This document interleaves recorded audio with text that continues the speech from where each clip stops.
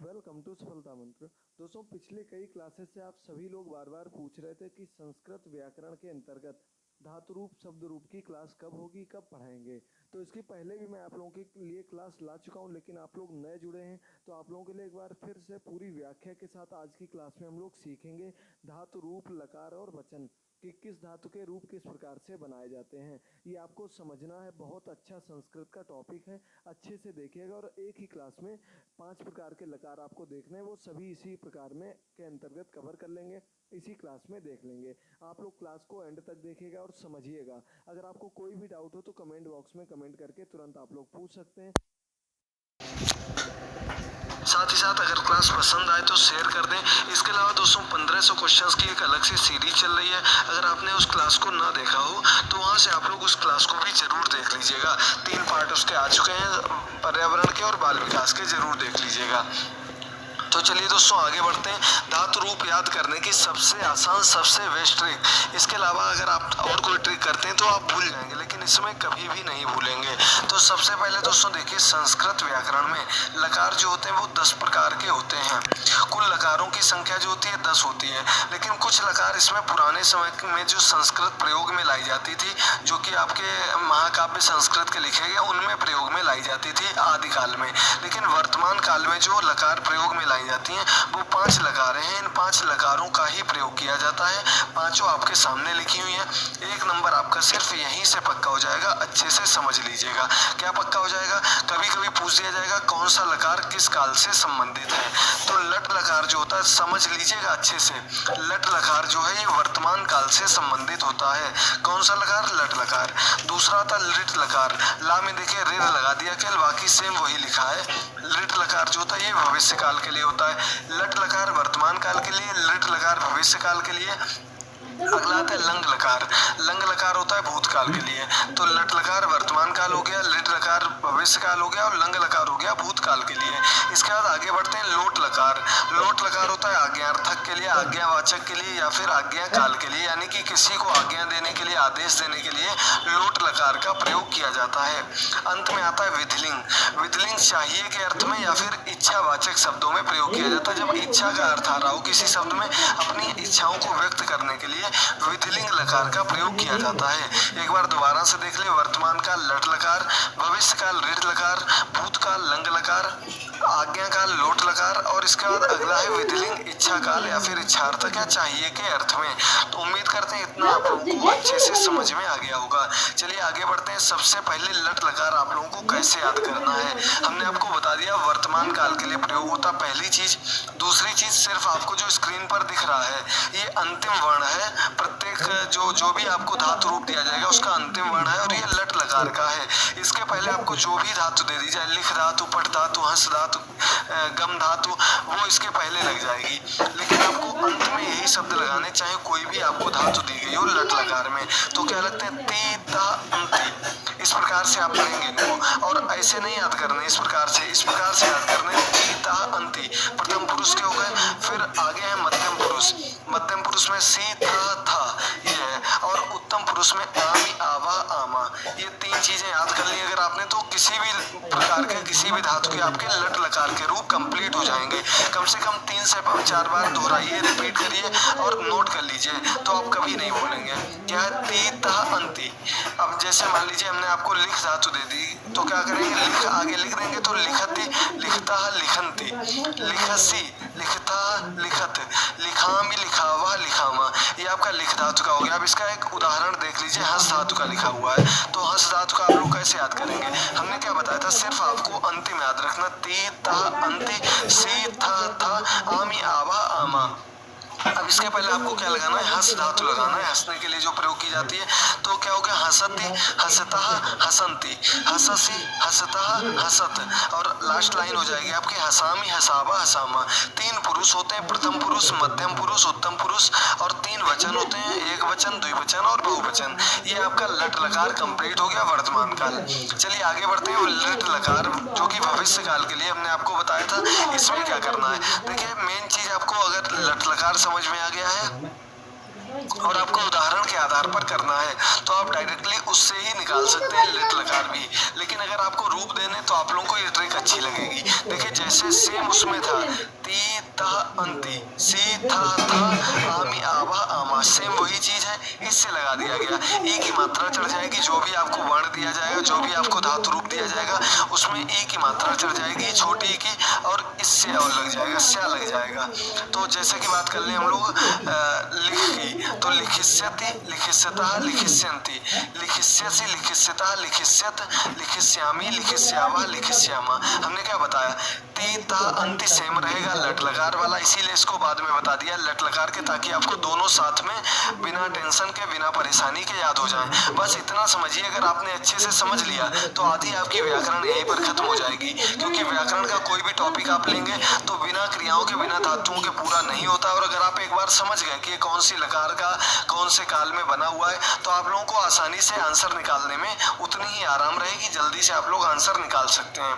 तो इसी प्रकार से इसका उदाहरण देख लेते हैं हम लोग। इसमें भी हस्त धातु का बना हुआ देख लीजिए। हमने क्या बताया था कि सेम लट लकार वाला अंत में रहता है। अब आपको इसमें दे दिया जाए, कुछ भी पूछा जाए, जैसे आपने लट लकार याद किया वैसे ही याद कर लेंगे, बस ई की मात्रा लग गई। देखिए हसिष्यति हसिष्यतः हसिष्यन्ति, हसिष्यसि हसिष्यतः हसिष्यत, हसिष्यामि हसिष्यावः हसिष्यामा। ये आपका हो गया लट लकार के अंतर्गत, जो कि भविष्य काल में होता है। स्क्रीनशॉट ले लीजिएगा, कम से कम 4 से 5 बार लिखकर दोहराकर रिपीट करिएगा। 100% आप कभी नहीं भूलेंगे, चाहे कोई भी शब्द दे दिया जाए। अब देखिए कुछ लिट लकार के कुछ शब्द जो होते हैं उनमें परिवर्तन हो जाता है। यहाँ से देख लीजिएगा, इतने में ही आपको समझ में आ जाएगा। देखिए बाकी सबके तो इससे से बनते हैं, लेकिन जब आपको दृश्य धातु दे दी जाएगी तो डायरेक्टली जैसे आप लोग लट लकार के बनाते हैं वैसे ही बनेंगे, बस दृश्य हो जाएगा। दृश्यति दृश्यता दृश्यन्ति, दृश्यसि दृश्यता दृश्यता दृश्यत, दृश्यामि दृश्यामि दृश्यावः दृश्यामः। ये आपका हो गया दृश्य धातु का। अब पा में क्या करेंगे, वैसे पिबत्ति से बनते हैं, लेकिन जब लिट लकार भविष्य काल की बात होगी तो पास्यति पास्यता पास्यन्ति, पास्यसि पास्यतः पास्यत, पास्यामि पास्यावा पास्यामा। ये पास्य के बन गया। अगला आपका गम धातु का, तो गम धातु में बनेगा गमिष्यति गमिष्यतः गमिष्यन्ति, गमिष्यसि गमिष्यतः गमिष्यत, गमिष्यामि गमिष्यावा गमिष्यावा। वैसे गच्छति से बनते हैं, और जब लिट लकार की बात होगी तो गम से बनेंगे। अगला है अस, तो इसका इस अस जो होता है ये भव में परिवर्तित हो जाता है लिट लकार में, और स्था का बनता है टिष्ठ से। टिष्ठ से अगर आपको दिए गए ये मैंने इसलिए और बताया कि कभी कभी आपको इनमें से एक शब्द दे दिया जाता है, जैसे मान लीजिए दे दिया गया कि गमिष्यामः या दे दिया गया दृश्यामः दृश्यामः, तो आप लोग कंफ्यूज हो गए कि आप लोग सोचेंगे लट लकार का, लेकिन जब भी इनका प्रयोग किया जाएगा तो समझ लीजिएगा कि आपके भविष्य काल की बात हो रही है, लिट लकार की बात हो रही है। आगे बढ़ते हैं लंग लकार पर। सबसे इम्पोर्टेंट है, थोड़ा टफ पड़ता है तो आप लोग इसे छोड़ देते हैं तो या गलत करके चले जाते हैं। सबसे आसान ट्रिक इसकी देखिए ये है कि अगर आपको सीधे सीधे दिया गया है, आपको दे दिया गया अपठ में कौन सा रूप है, किसी भी अगर धातु रूप में किसी भी क्रिया में शुरू में प्रारंभ में अगर आपको आ लगा हुआ मिल रहा है तो समझ लीजिए लंग लकार की बात हो रही है। लंग लकार यानी कि भूतकाल की बात हो रही है। किसी में भी अगर आपको प्रारंभ में आ लगा हुआ मिलता है याद रखिएगा। अब अंत में क्या करेंगे, प्रारंभ में आपको सबके आ लगा देना है, इसलिए इसको याद करने की जरूरत नहीं है, अंत वाला याद रखना है थोड़ा। पहले में ता, फिर ताम ना, ता ताम ना, दूसरे में विसर्ग तम ता, फिर है माँ आव आम। देखिए अंतिम वाला सेम है जैसा आपका लट लकार में होता है, और इसके बाद मध्यम पुरुष में विसर्ग लगेंगे, एक वचन में सीधे सीधे याद हो जाएगा, कोई दिक्कत नहीं है, सिर्फ आपको यहाँ याद रखना है। और इसकी दूसरी टिक आपको और बता दे रहे, सीधे आप लोग यहाँ ता याद रखिए, इसका यहाँ पर ताम याद रखिए, यहाँ ना याद रखिए। पहली लाइन अगर आपको याद हो गई तो पूरा रूप आप कभी नहीं भूलेंगे। ता ताम ना, ता ताम ना, ता ताम ना, ता जो है एक वचन में है, ताम है द्विवचन में, ना है बहुवचन में। आप लगाना ये सब में, आपको मत भूल जाना। अब आप जब मध्यम पुरुष पर पहुंचे तो एक वचन में सीधे सीधे विसर्ग लग गई, कोई याद करने की जरूरत ही नहीं है। जहाँ पर आपको सीधे धातु दी हो, प्रारंभ में यहाँ लगा हो, तो वो आपका हो जाएगा एक वचन मध्यम पुरुष। अब आपने ऊपर ताम पढ़ा था, अब अगर ताम की जगह तम दे दिया जाए तो समझ लीजिए कि द्विवचन की ही बात हो रही है, एक नीचे गिर गए आके, यानी कि मध्यम पुरुष में आ गए।